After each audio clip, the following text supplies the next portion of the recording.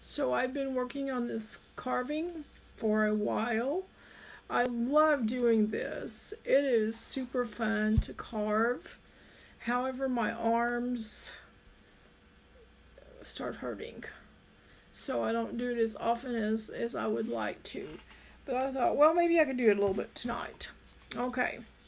So I've got my tools.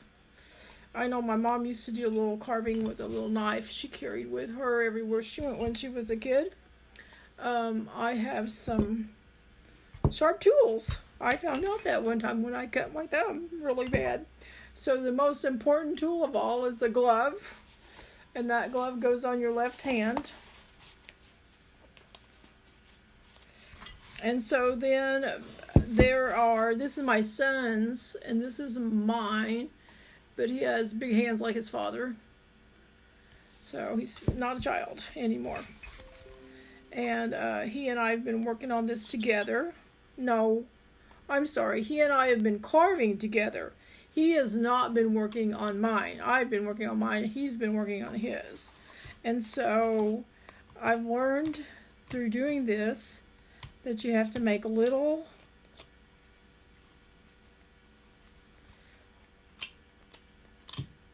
moves at a time, not big.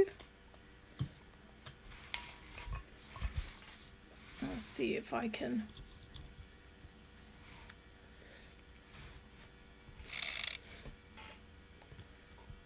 see how it shows up. So this is what I call my fathers, my ancestral fathers. And I'm trying to make them look like the guys, in the 1700s, maybe in the early 1800s. Of course, I don't know what they looked like because there aren't pictures of those from the 1700s or the early 1800s.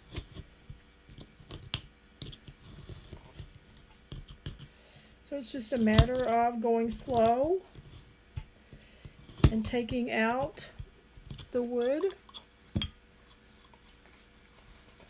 And see how I've left like a humongous nose and humongous eyebrows? I did that because I don't want to cut too much out and then wish that I had more. So that's what I'm trying to do on those.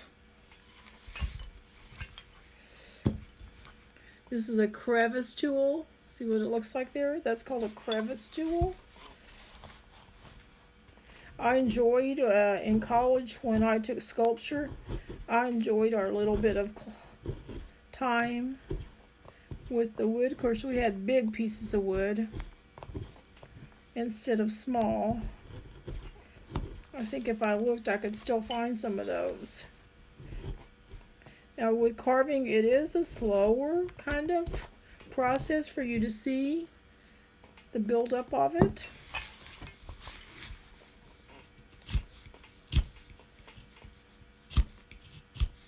And I'm sure I'm not perfect at this. I'm just keeping there trying.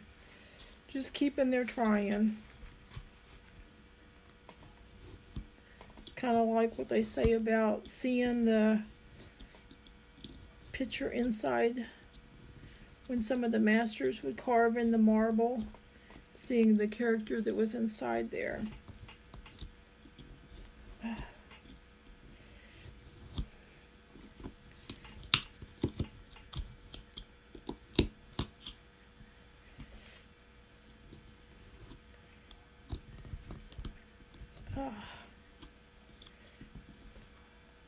So some people do those ones that were like wood spirits is what they called, and they only do a small face. Somehow I just couldn't stop. I just kept going.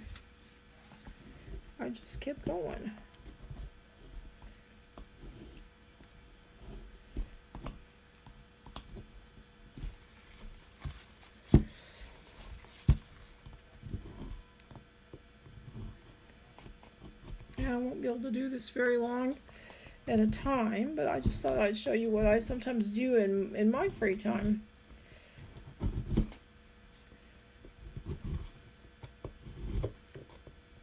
always doing some kind of art, seems like. Oh, I do like to mess with social media too. Those around me would tell you that. I like to mess and see if I can stir up trouble. I don't really mean that. I just mean if I can get people to watch me. So you just kind of chunk out little pieces at a time.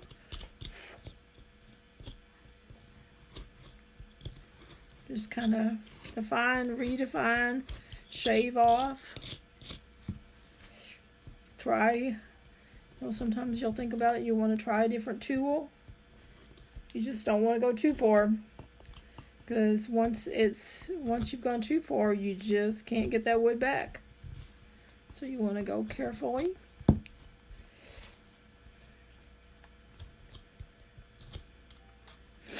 I know, so I'm going to wait on his nose. I'm going to wait on his nose till close to the end. Because I'm so afraid I will chunk off too much. Or I'll run into it with something. I want to wait till it's close to being done.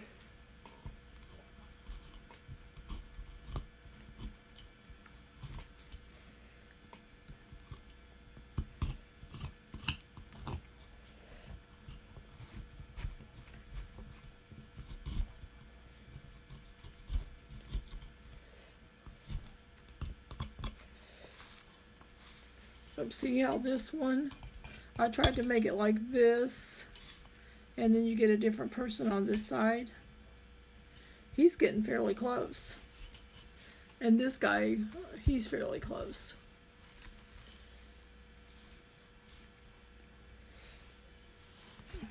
But like I said, I am really, really waiting on the nose and some of that so that I can do it at the last and not take as much a chance of messing it up.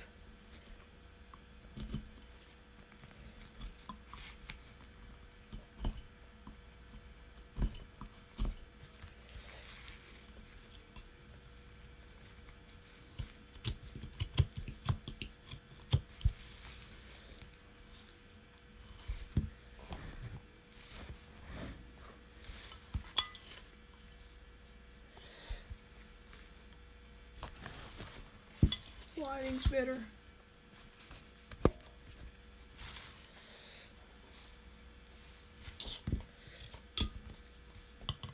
So I really would like to have a little crevice in here, like this is his cape, overcoat type outfit.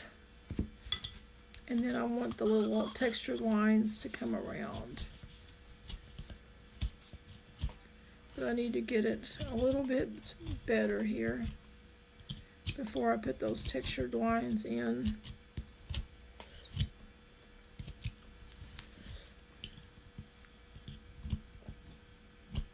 Hey, so if anybody can talk to me down there when you come on, if you can tell me, can you see this all right? Is my light okay?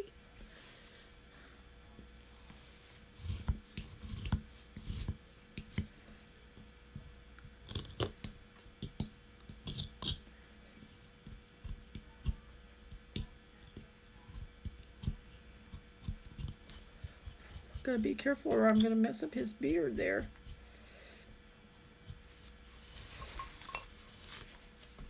Ouch. I touched the knife with my middle finger on my right hand.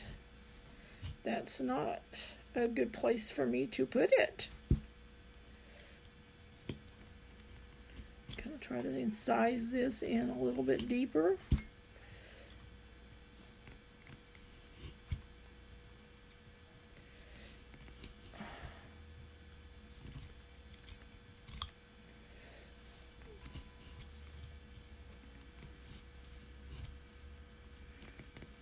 What kind of art do you do?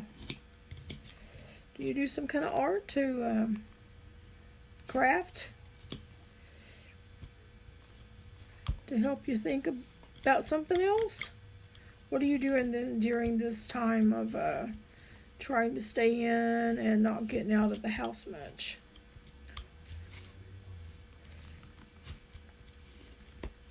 I'm creating art and art and art. Sometimes it's on the computer. Sometimes it's in person. I do have to create some meals, of which I'm not really used to. I haven't cooked much in a year or so. Just a little bit. So I'm relearning old skills.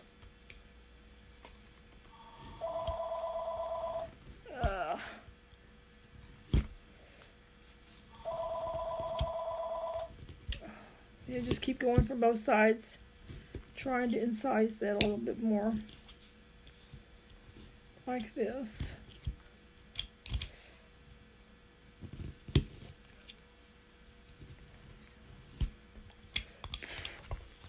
Can you see that it's starting to make the crevice more?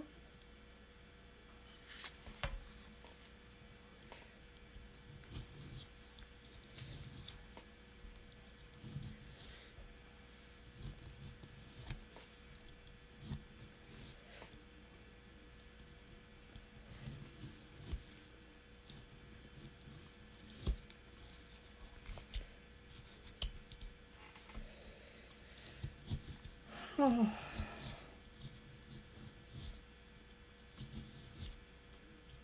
Well, you know, I probably should stop. This is one of those things I probably should do like 15 minutes every time I do it. And I ought to get this finished. But I don't want to make my arms hurt too much. You start to see the difference. Looking at the light, let's see. Trying to experiment. There's my one guy. I think he's Henry, my ancestor that was born in 1701. I'm going to call this one Henry. And he gave supplies to the Revolutionary War troops. He and his wife had been married 50 years in 1776. They were like about Benjamin Franklin's age. Actually, Henry was born a couple years before Benjamin Franklin. So, yes, and then I'll name the other people around here. I'm going to give them other ancestors from the 1800s. Still trying to work on my lighting. Still trying to get better at this. See, I need to be like up close like that, don't I? And then you can see, let's see, there's old Mr. Henry. He took a while to do, let me tell you. He took a while to do. Yep, so there I've got actually like 3 people on here. So, and they've all got long beards. I'm guessing back in that time they had quite long beards. But yeah, I'm kind of proud of how Mr. Henry is looking there. So, this is Sarah Poff and those carving hands. You have a great day now.